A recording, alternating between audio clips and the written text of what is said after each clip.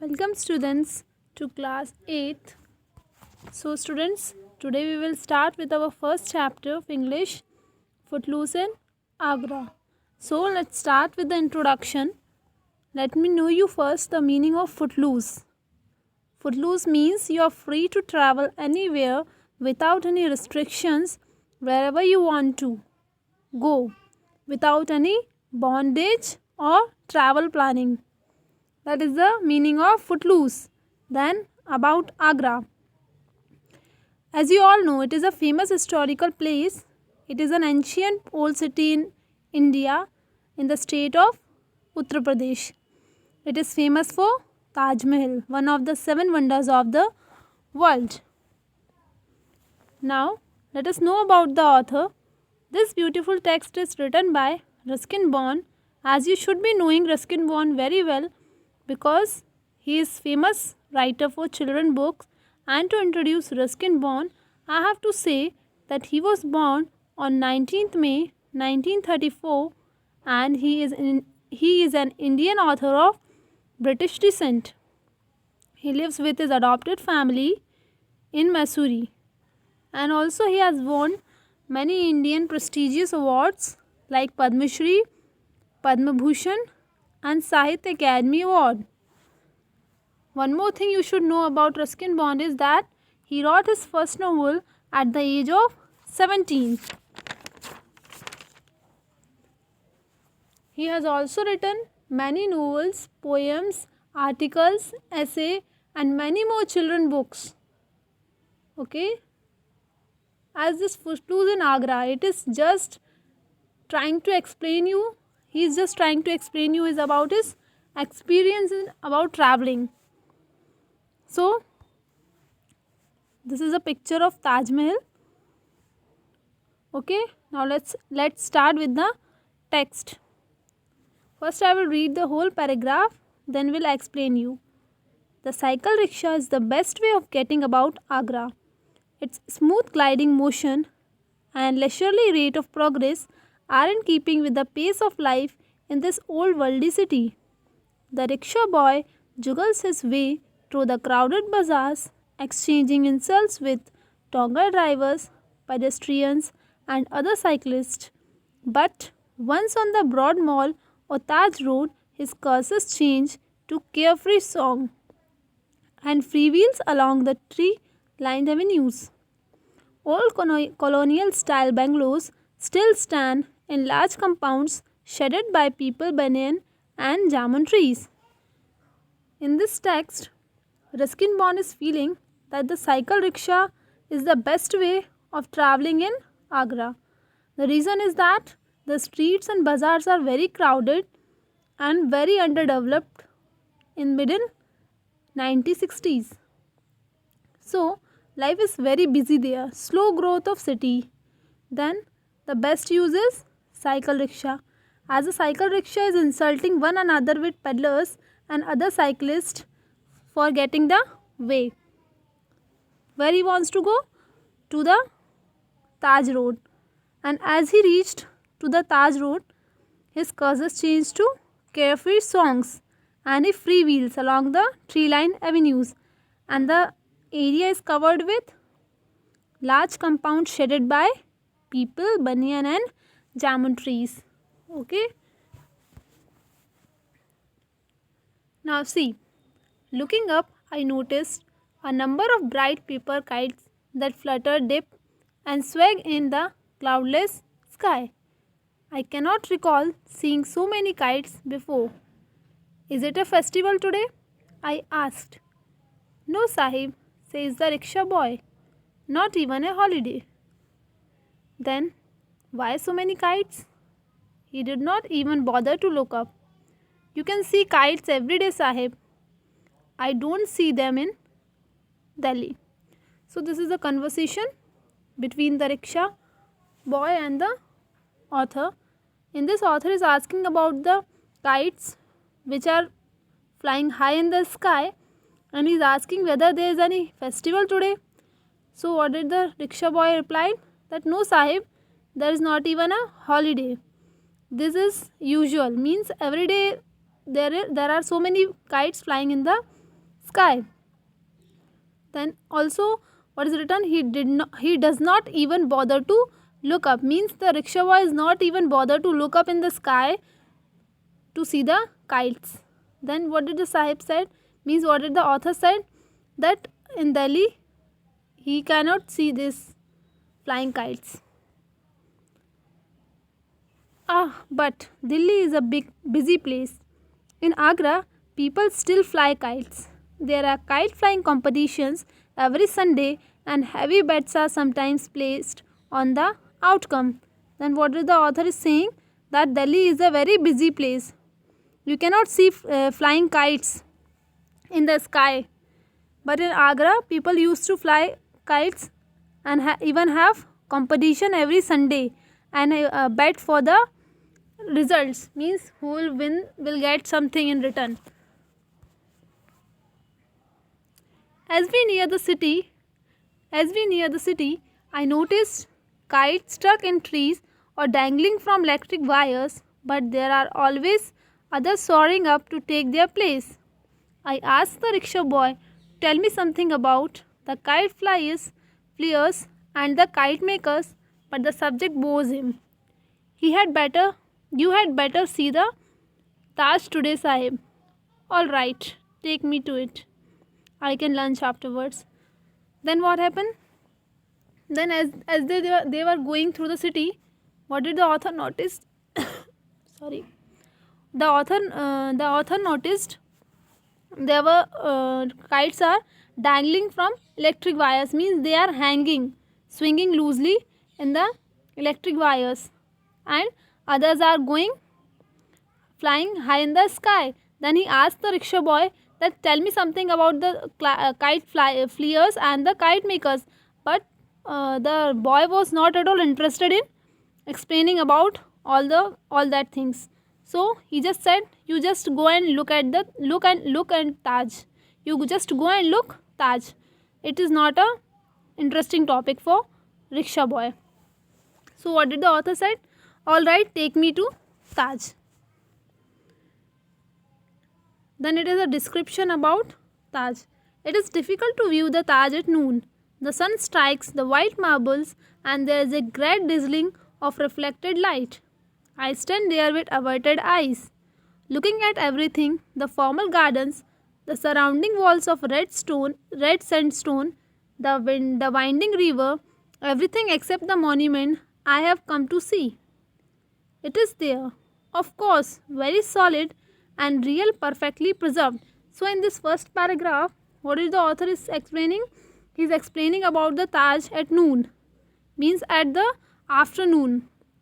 He is saying that the marbles are reflecting a dazzling light, that means he is not able to look at the Taj at the noon. He have to look away from Taj. To what he have to look away? He can see everything except Taj, like formal gardens, surrounding walls of red sandstone, the river, except the monument. It is there, of course, very solid and real, perfectly preserved, with every jade, jasper or lapis lazuli playing its part in the overall design. And after a while, I can shut my eyes and take in a vision of shimmering white marble. The light rises in waves from the shimmering paving stone and the squares of black and white marbles, creating an effect of running water.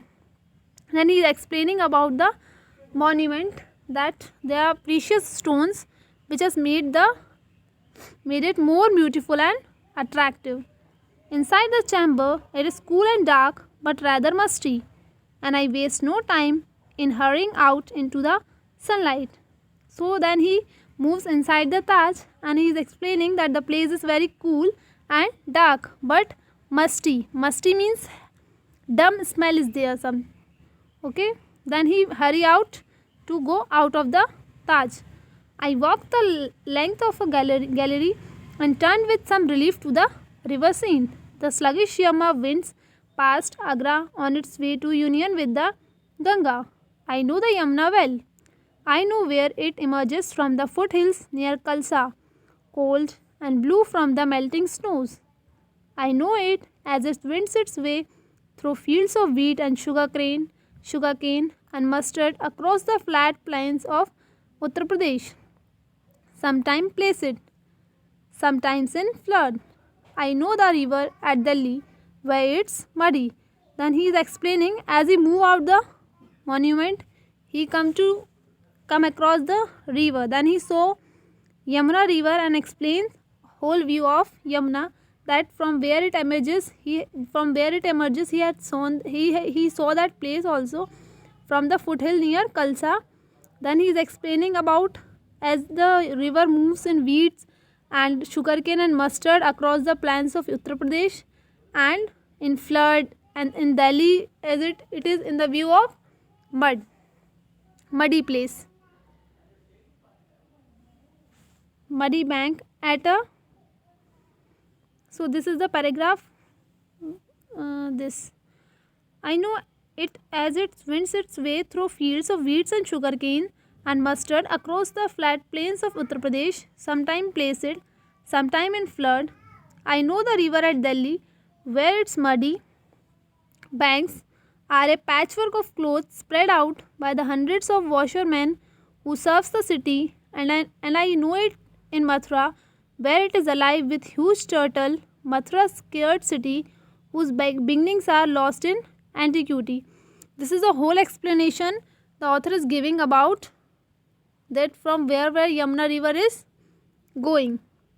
And then the river winds its way to Agra, to this spot by the Taj, where parrot flash in the sunshine, kingfisher swoop low over the water, and a peacock struck across the lawn surrounding the monument. This is a whole explanation about the Taj and the Yamuna river.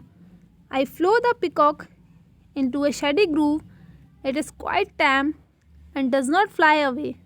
It leads me to a small boy who is sitting in the shade of a tree, feasting on a handful of small green fruit. Then as he was looking all this, he saw a boy who is sitting in a shade of a tree and eating some green fruit. I have not seen the fruit before, and I asked the boy to tell me what it is. He offers me what looks like a hard green palm. Then he asked the boy, because the fruit the boy was eating, the author never saw that fruit. So he asked the boy about the fruit. Then what did the boy explain about the fruit?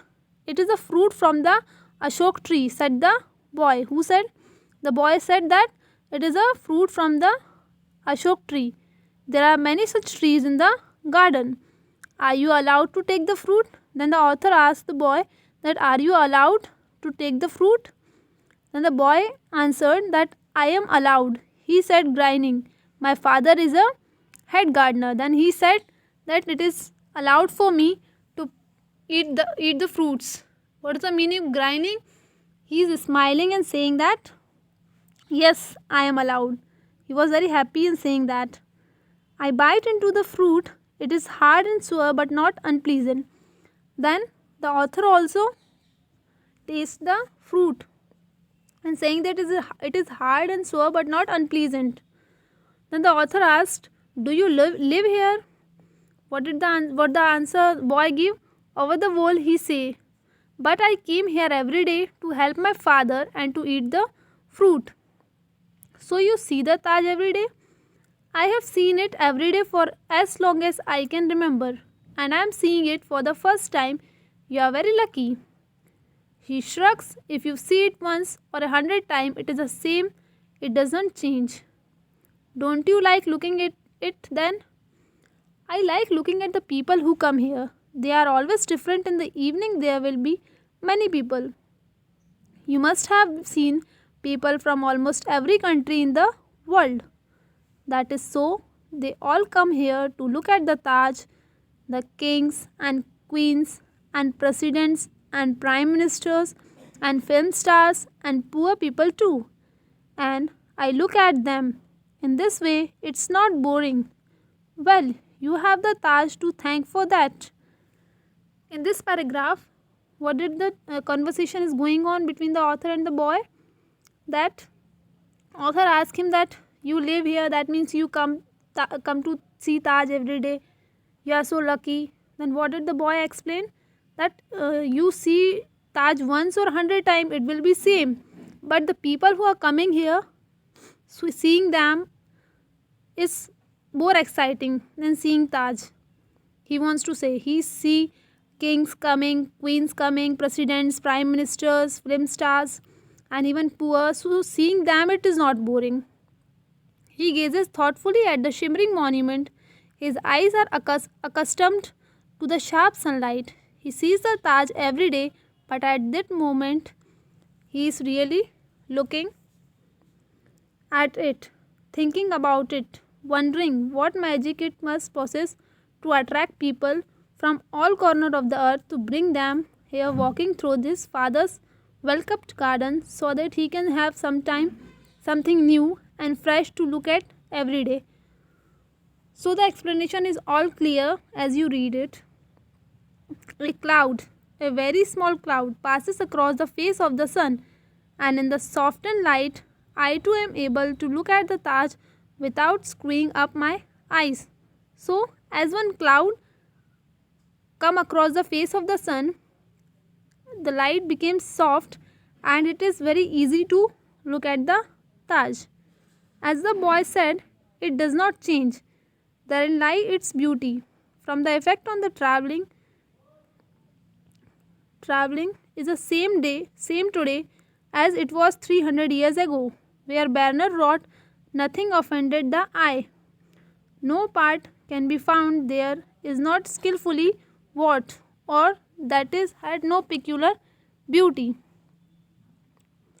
And so, for a few moments, this poem in marble is on view to two important people, the itinerant writer and the gardener boy. So, what is the explanation is given here? That there's two views of the one is of the itinerant, that means who is traveling from place to place, and the gardener's boy, that whether you come to see Taj today or after 300 years or before, it will be same. For boy, what is exciting is to see different peoples every day. We say nothing, there is really nothing to be said. But now, a few months later, when to recapture the essence of that day, it is not the monument that I remember most. What did the author is saying, that it is not the monument what I remembered. The Taj is there, of course. I still see it as a mirror for the sun. But what remains with me more than anything else is the passage of the river and the sharp flavor of the ashok fruit. So students, this is the explanation of the chapter. You can go through the summary of the chapter to understand it more properly. If I have left with something, you can go through the summary and get all your doubts clear.